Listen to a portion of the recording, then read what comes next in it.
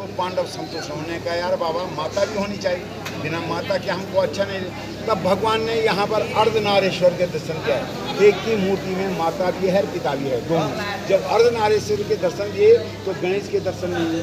तो पांडवों ने कहा बाबा गणेश अगण्य देव हैं और अगण्य देव गणों के राजा हैं और विघ्नों को हरने वाले हैं, मंगल को करने वाले हैं। ऐसे गणेश के दर्शन भी चाहते थे हम। तो बाबा ने कहा अब आपको संपूर्ण दर्शन चाहिए तो आइए केदारनाथ, मैं संपूर्ण दर्शन दूंगा आपको। समझ गई बात। उन्होंने द्वापर में ये मंदिर बनाया और इसको बनाने के बाद वो केदारनाथ के लिए चले। जब वो केदारनाथ गए तो केदारनाथ में भी उनको शंकर भगवान नहीं मिले। फिर प्रणाम किया उन्होंने कृष्ण भगवान को, हे कृष्ण भगवान जी आइए मार्गदर्शन करो, यहाँ कैसे हमको शंकर मिले हैं, शंकर नहीं मिल रहे हैं। तो कृष्ण भगवान जी प्रकट हुए। कृष्ण भगवान के प्रकट होने से कृष्ण भगवान ने कहा पांडवों यहाँ भगवान ने भैंस का रूप धारण कर दिया है, कई भैंस चल रही हैं, उन्हीं के बीच में भगवान भी भैंस बन गए, कैसे पकड़ोगे, सब भैंस एक जैसी हैं, कौन सी भैंस है क्या पता लगेगा तुमको। तो भीम को कहा एक पैर उधर रखो एक पैर इधर रखो, और भाई को कहा इनके पैर के नीचे से इन भैंसों को हाँको।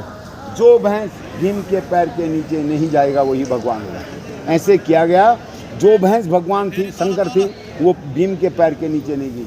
जब नहीं गई तो भीम ने पकड़ ली। जब पकड़ ली तो भैंस ने क्या किया, जहाँ पर केदारनाथ से होके आ गया, अब तो जहाँ पर लिंग देखा आपने बहुत बड़ा लिंग है, वहाँ पर शंकर ने भैंस ने नीचे डाल दिया सिर। जैसे नीचे घुस रहे थे तो भीम ने पूंछ खींच दी।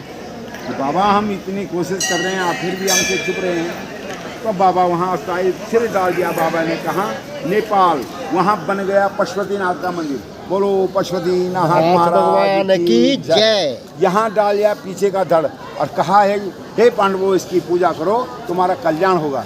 लेकिन इनके साथ तो कृष्ण भगवान थे। जब कृष्ण भगवान थे तो कृष्ण भगवान ने कहा बाबा आपने कर दिया था कि मैं संपूर्ण रूप से दर्शन दूँगा, और यहाँ आपने आधा दर्शन दिए, आधा आप नहीं पाओगे, आधा नहीं हुआ। आपके वचन हैं संपूर्ण दर्शन का, अब इनको संपूर्ण दर्शन दीजिए। तब बाबा शंकर ने कहा कृष्ण तुम मुझे रोज ऐसे ही फंसाते हो, तुम्हारा काम है मुझे फंसाने का, अब तुम ही बताओ कि अब इनको कैसे दर्शन दिया जाए। तो कृष्ण भगवान ने कहा साक्षात शंभो इसमें बैठ जाओ, इसमें विराजमान हो जाओ, माता पार्वती विराजमान हो जाए, गणेश विराजमान हो जाए, तब ये दर्शन तब पूजन करेंगे। तीनों को वचन के अनुसार बैठना पड़ा। उस लिंग में तीनों के तीनों विराजमान हो गए। जब तीनों के तीनों विराजमान हुए तब बन गया वो 12 ज्योतिर्लिंग। भारत में 12 ज्योतिर्लिंग हैं, 11वां ज्योतिर्लिंग केदारनाथ हो गया। धन्य हो गए पांडव, साक्षात भगवान बैठ गए, स्वयं स्वयंभू लिंग हो गया वो। 12 ज्योतिर्लिंग में 11वां ज्योतिर्लिंग केदारनाथ बने।